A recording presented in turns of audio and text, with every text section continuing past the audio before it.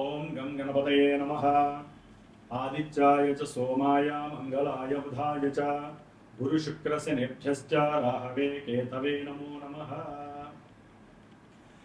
జ్ఞానసిద్ధిని వీక్షిస్తున్నటువంటి ప్రేక్షకులందరికీ కూడా ఈ జూన్ మాసంలో 15వ తేదీ నుండి దాదాపుగా జూలై 15 వరకు కూడా సూర్య భగవానుడు మిథున సంక్రమణం అంటే మిథున రాశిలోకి సూర్యుడు ఈ నెల రోజులు కూడా అక్కడే సంచరిస్తూ దాదాపుగా ఈయన ఆచరిస్తూ కూడా అంటే అక్కడ సంచరిస్తూ కూడా ఈ సూర్య భగవానుడు వృషభ రాశి వారికి అత్యంత క్లిష్టమైనటువంటి ఆర్థిక పరిస్థితులను కలుగజేస్తూ ఉంటాడు. కుటుంబంలో విరోధాలు, తండ్రికి సంబంధించినటువంటి అనారోగ్య సూచనలు, దాని ద్వారా విపరీతమైనటువంటి ధనము ఖర్చు అవ్వటం.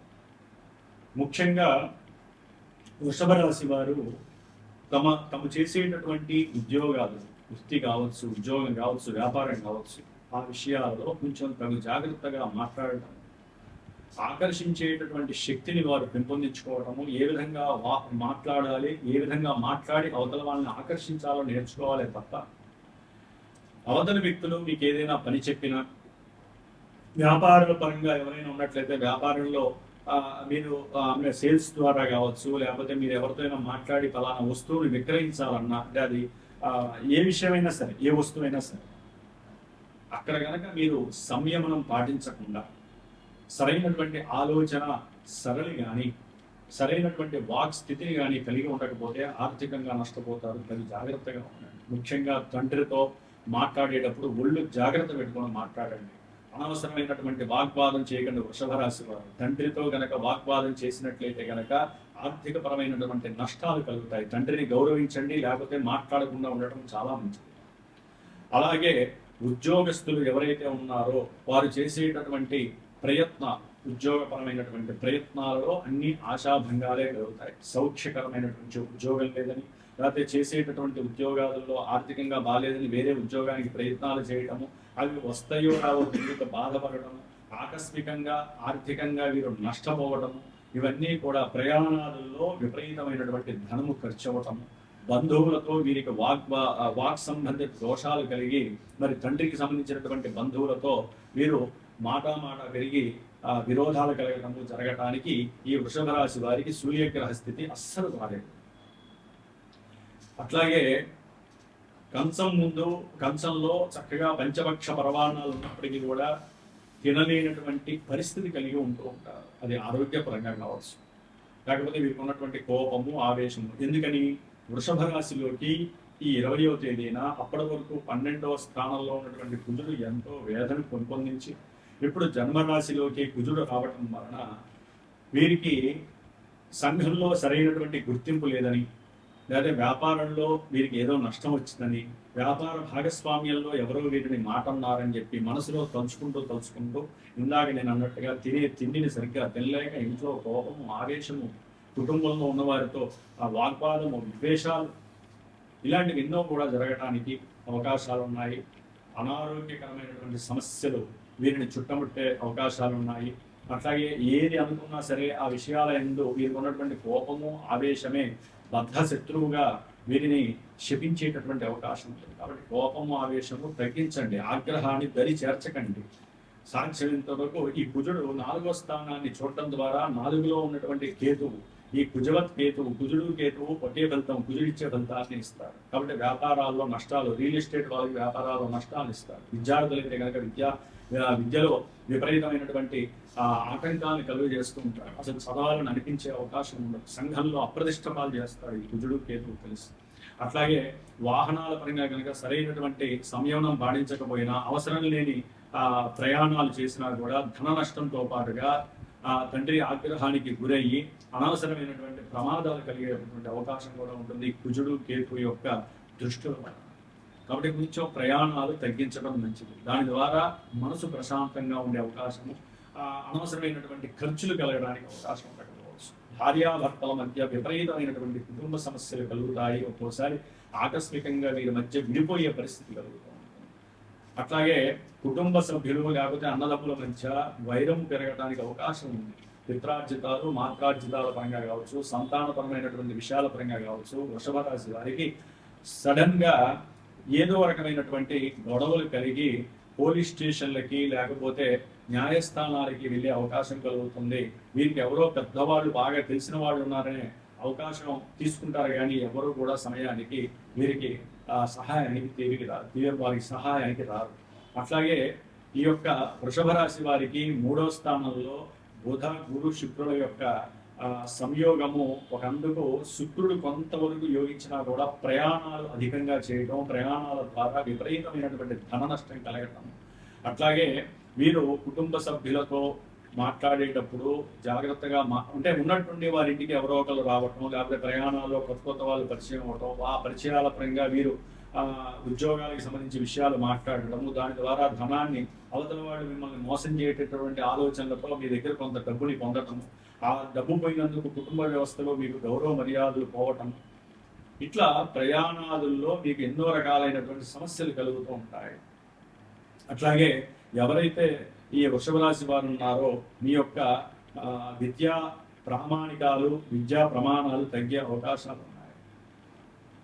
అనారోగ్యపరంగా కూడా వేరే దగ్గర హాస్పిటల్స్కి కాకుండా కొంచెం దూరంలో ఎవరో ఒకరు చెప్పటం, అయిన వాళ్ళు బంధువులు చదవటం, లేదా ఉద్యోగస్తుల్లో చదవటం, దానికి దగ్గరగా వెళ్ళి రావటము, దాని పరంగా ధనము ఖర్చు అయ్యేటువంటి అవకాశం.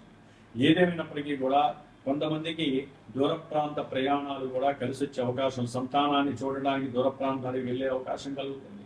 అట్లాగే వీరి దగ్గర ఉన్నటువంటి ఆస్తులు ఏదైనా సరే అన్ని కొత్త ఆస్తులు, వాహనాలు, కొత్త వాహనాలు కొనేటటువంటి యోగము, ఇలాంటివి ఎన్నో కూడా జరగడానికి అవకాశం ఉంది. ఏదేమైనప్పటికీ బుధ గురు శుక్రుల యొక్క బంధము వృషభ రాశి వారికి 3వ స్థానంలో ఉండటం ద్వారా కొంత వీరు కనుక వ్యాపారపరమైనటువంటి ఆలోచన సరళతో ఆలోచిస్తే వాక్కు ద్వారా మాట జారకపోతే మటుకు చాలా చక్కటి అవకాశం, లేదా ఆర్థికంగా అప్పుల బాధ అయిపోయే అవకాశం ఉంటుంది.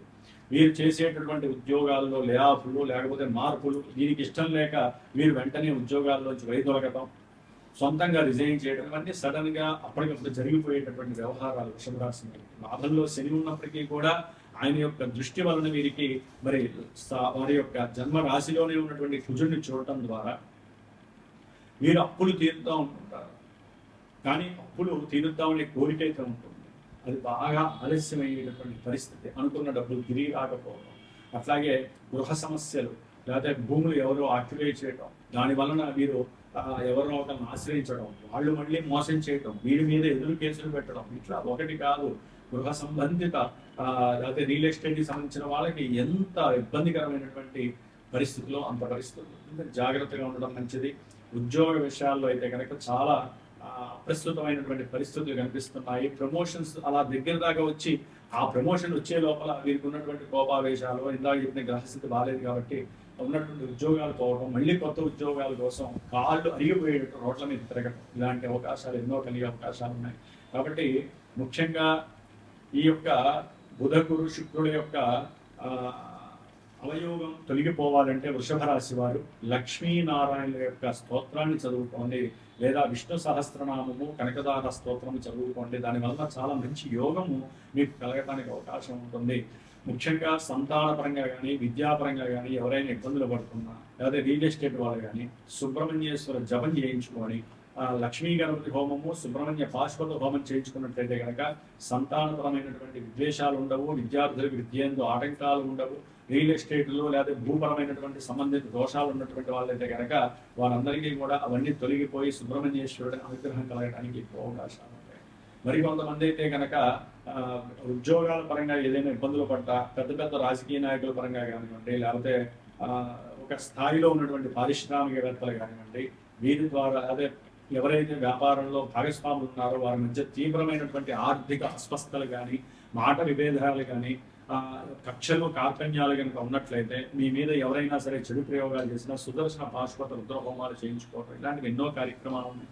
ఏదేమైనప్పటికీ ఈ నెల 15వ తేదీ అమావాస్య రావటము, ఆ యొక్క మిథున రాశిలోకి రవి సంక్రమణము ఈ విధంగా రావటం వలన రేపు వచ్చేటటువంటి 15వ తేదీ రోజున తప్పకుండా ఈ యొక్క వృషభ రాశి వారు ఎవరైతే తల్లిదండ్రులు లేరో వారు తప్పకుండా తర్పణాలు వదిలి, తెలతర్పణాలు వదిలి బ్రాహ్మడికి ఆ అన్నం బదులు చక్కగా అన్న సమారాధన బదులు ఏదైనా సరే స్వయం పాక దానం చేయడం చాలా ఉత్తమం.